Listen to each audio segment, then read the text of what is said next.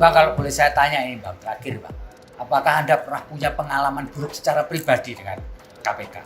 Atau orang-orang yang ada di dalam KPK? Saya pernah menjadi stafnya Profesor Rohmin. Tahun 2000, tahun 2000-an lah. Ya. Waktu saya belum menjadi pejabat gitu. Lalu beliau pindah bikin departemen baru. Ya, diperintahkan oleh undang-undang bikin departemen baru. Departemen baru dengan segala macam hal yang tidak standar. Dia sebagai pejabat negara. Rupanya di tengah jalan sebagai pejabat baru itu dia banyak mengumpulkan sumbangan lah begitu. Perpindahan sebuah institusi.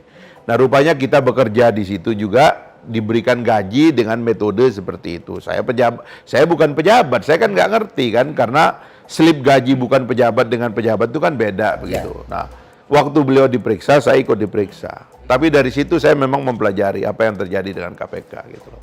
Jadi di KPK itu penghakiman moral itu tinggi sekali. Oh, gitu ya? Jadi ad hominem itu menyerang orang itu sangat dominan di sana. Makanya sistem tidak terlalu di-concern. Kenapa satu peristiwa muncul, tapi yang penting adalah bagaimana agar orang itu di-attack berkali-kali sehingga kemampuannya untuk melawan hilang gitu loh. Termasuk di-attack masalah-masalah pribadi yang nggak ada korelasinya. Ya nggak ada korelasinya, ya kan, soal hidup orang, soal kamar belakang orang itu. Ya, itu yang menurut saya salah lah. Saya ngikutin terus sampai saya bisa menemukan, ya misalnya saya terakhir mau cerita kasus Pak Budi Gunawan kan. Ya. Pak Budi Gunawan kan Wakapolri. Ya. Oleh Presiden dan birokrasi eksekutif, dia di screening layak nggak jadi Kapolri. Badan intelijen melapor, ini melapor dan sebagainya. Fit. Bikinlah surat Presiden ke DPR, ya kan, bahwa ini orang layak menjadi Kapolri. Satu-satunya calon waktu itu, saya ingat gitu. Pada saat surat itu mulai dibuat oleh Presiden, datang ke DPR, saya ditelepon oleh seorang petinggi KPK. Bang, bantu kita bang. Bantu apa? Saya bilang. Kita mau melawan merah. Saya kaget juga kan. Melawan merah maksudnya apa?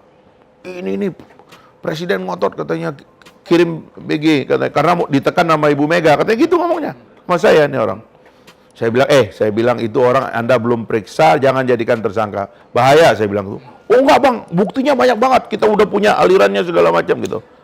Nggak bisa, saya bilang, Anda belum periksa orang, jangan, saya bilang gitu. Bang bantu ya bang ya, pokoknya bantu kita ini, kita mau kerja gitu. Saya bilang nggak bisa, saya bilang gitu. Udah dia tutup telepon, bener. Begitu surat masuk ke DPR, dia tersangkakan Budi Gunawan tanpa pemeriksaan loh. Saya bilang nih orang kena batunya nih orang gitu. Lihat aja, saya bilang bener. Di DPR Budi Gunawan dipilih aklamasi oleh Komisi 3. Karena memang dia nongkrongin DPR, paling banyak dia berkomunikasi dengan DPR itu selama ini gitu loh. Udah, tapi ini orang udah jadi tersangka kan, aklamasi. Dia datang ke pengadilan, dia pra-peradilan. Jadi eksekutif lolos, legislatif lolos. Judikatif dia menang pra-peradilan. Tiga-tiganya, eksekutif, legislatif, judikatif dia menang. Tapi apa yang terjadi? Budi Gunawan digerilya, lobby sana, suruh tokoh ngomong, media segala macam. Akhirnya Presiden nggak berani melantik orang yang oleh 3 lembaga negara, cabang kekuasaan itu sudah disahkan. Puas mereka. Budi Gunawan nggak jadi Kapolri. Sampai sekarang Pak Budi Gunawan kepala BIN.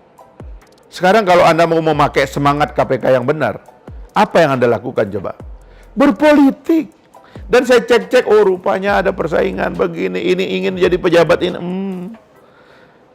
Jadi saya terus terang, undang-undang KPK yang lama itu banyak sekali merusak kawan kita. Dan terimalah undang-undang baru ini lagi ngobatin nih teman-teman kita. Yang mentalnya tuh pengen one man show, kalau sudah jadi pimpinan KPK, saya ini yang ditakutin koruptor. Saya yang bisa nangkap koruptor. Begitu kelakuannya. Tunjuk dada. Nah, pejabat negara tuh nggak boleh begitu. Semakin besar kekuasaan kita, semakin menunduk, semakin rendah hati, kolaboratif dengan yang lain. Sebab nggak ada pekerjaan bisa kita selesaikan sendiri. Negara terlalu besar untuk diurus sendiri. Nah, itulah saya kira harapan saya. Mudah-mudahan teman-teman di KPK yang baru, 1.271 orang yang baru dilantik ini sadar gitu loh. Ini kerja kolaborasi, nggak bisa kerja sendiri. Jangan lupa subscribe ya.